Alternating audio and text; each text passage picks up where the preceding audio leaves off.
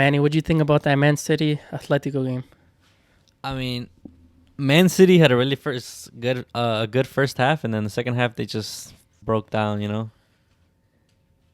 I think Man City got a little bit exposed in their gameplay this game. I mean, believe it or not, they were struggling to do anything against Atletico. Well, first of all, it's really hard to play in Atletico Stadium when you have that the number of fans and the dedication of them.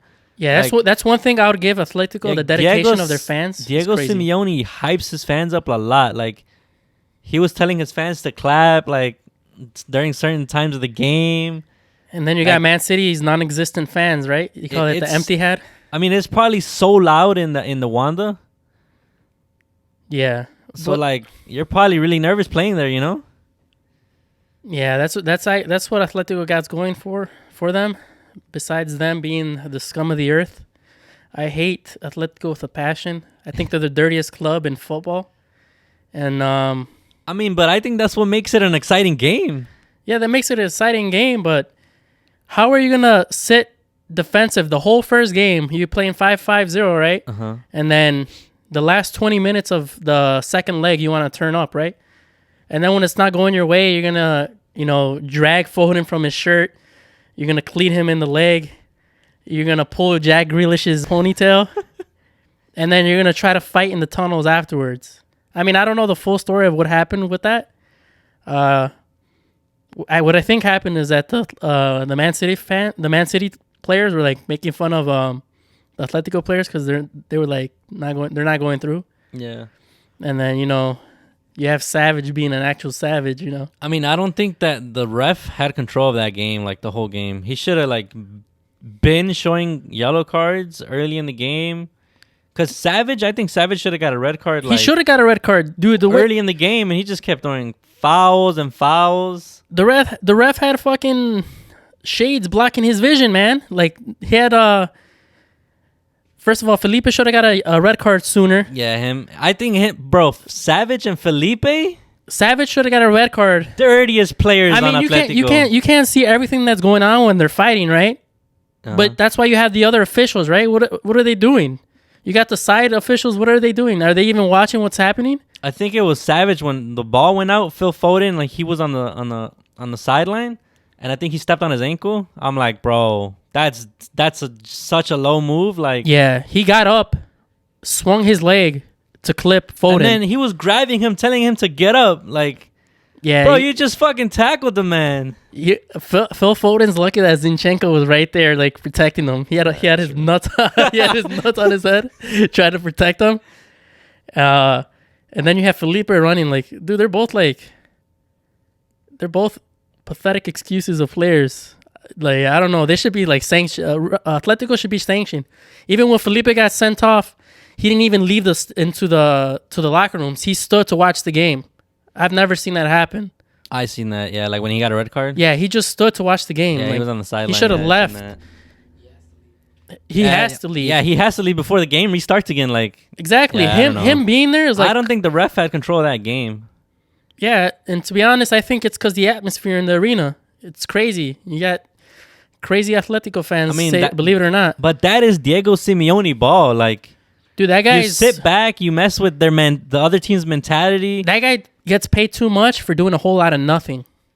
I wouldn't say that. What do you mean? He has good tactics. He's the highest paid coach, I believe. I think he's been there a decade, but I mean, all the trophies he's won for Atletico.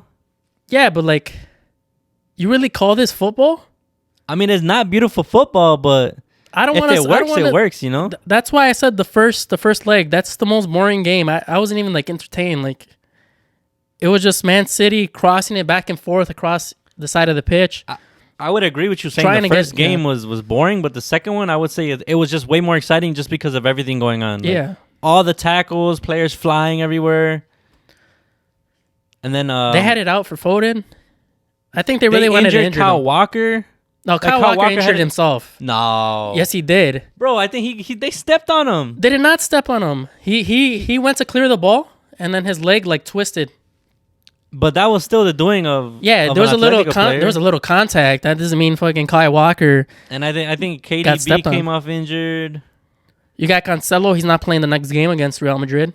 True. That's huge, especially. And then who else played? Hey, one thing I did pick up on though is João Felix is a baller. Like Atletico picked up a good player. Why you say that? Just because like whenever Atletico have a chance, like he dribbles up the pitch nice, like takes a lot of players. But like, even though he doesn't get any support, because he's usually by himself. He's usually by himself. Like João Felix is a baller, bro. And also, like, although I hate Atletico, I think they did get robbed on a penalty. I wouldn't say that was a penalty. That was not a penalty? The Ake push? Yes, the Ake push. No, when that's Correa, not a it was Correa, right? That got pushed down? I think so. Yeah, Ake cleared it. It was up in the air. Correa's coming in, and then It's 50-50, bro. Ake pushes him. But that's 50-50. You get penalties for less, right? That's true. You get penalties for less. That was pretty. There was contact. Low-key, Ake held his own. Like when he came on the pitch for Kyle Walker, Ake's solid. he was doing decent on the Yeah. on the left side. I didn't expect that either. Yeah, I rate him. He should low-key be like starting for like a good Premier League side, like week in and week out. I don't think he's good enough to start. I don't think he's good enough to start for Man City, but maybe he could start for somebody like Arsenal. Yeah, like a mid-table team, you know. I admit it. You know, trigger all the Arsenal fans. Yeah. Yeah, but that game was crazy. It was full of intensity. Like it was a match you wanted to see. You know, like imagine Diego Simeone in the Premier League with this side. Like crazy. All that fighting, I live for that shit. That's why I loved the Clásicos back in the day when it was Ronaldo, Messi, you had Ramos, Pepe. Those were the best times in football for me. Like just the dirtiness, the fouls, the passion. Because if it's one thing, Atletico does not lack passion, obviously. Something Man United doesn't know about. Yeah, obviously. Man United players. I think you can see the passion with Ronaldo, but smacking the kid's phone. But I saw that. Yeah, that's disrespectful. How are you gonna do that? Yeah, but like you would think like these players need to be. They're professionals, right? They need to keep calm, right? You can't just start a fight for no reason, right? These guys were out for blood. Savage. I mean, he's coming off a loss, so I mean that's why he did that. His head. No, but I'm talking about Felipe and Savage. Okay, yeah. These guys are coming out for blood. No, but they're coming to hurt people. Like bro. the last 20 minutes was fucking terrible. Like the last 20 minutes, these guys lost their head. They're all like, okay, we need one goal to tie it. So let's just try to injure everybody we can. You know, I think that's their mentality. But they weren't really playing that bad. They were like, Man City was folding under the pressure. Atletico was attacking, and they were getting their chances, right? And they almost scored. They were. Yeah. They almost scored that one time, but they fumbled it. I mean, Man City broke down in the second leg. So I mean, if a team can come in and take a this game just exposed Man City's weaknesses. If a team can come in and tackle those weaknesses that Man City had, like they could be beaten, you know? Yeah, they're definitely beatable. Any team is beatable. Just like we thought Bayern wasn't gonna lose, they lost. Man City can definitely lose. Like I was seeing a Pep interview and he was like, we had a really good first half, didn't put our chances away. Then second half we just like melted. Like they were nowhere, you know? Yeah. Like Fernandinho came on the pitch for I think it was Kevin De Bruyne, but I mean they didn't really do anything defensively. And Fernandinho did a couple good saves, especially whoever was on the left side got taken, and Fernandinho tracked back and slid and got the ball, recovered. I mean, it. He's a good leader. I think he's leaving at the end of the season too for Man City. Yeah, he's not happy there. He wants playing time. But he's a good leader for the team, you know. Yeah, it's just sad to see like a club legend go. And I never expected Man City to push back all the way, like how Atletico pushed them all the way back. Like I never expected that from them. Yeah, but it's gonna be. I mean, I love the drama. The Liverpool Benfica game, that was a little bit more. It was filled with more goals, you know. Yeah. Was it more exciting? I mean, you can say so more than the Man City game. Yeah, but are you tuning in to watch the Liverpool game? Or are you against Benfica? Yeah. Or are you tuning in to watch the Man City Atletico? Especially with that whole fiasco at the end. Yeah. I mean, you live to see those, you know. Yeah. But I mean, Liverpool is at Anfield, right? You didn't expect Benfica to come out with a draw, you know. Yeah, but I don't think Liverpool took them serious.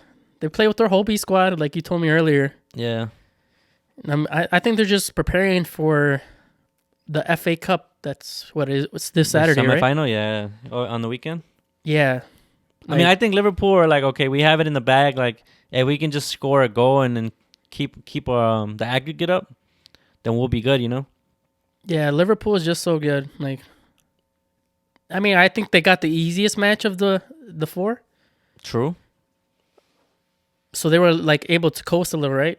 I mean, play different players that they haven't played in a while. Get some other guys some playing time. Let's see. Firmino scored two goals.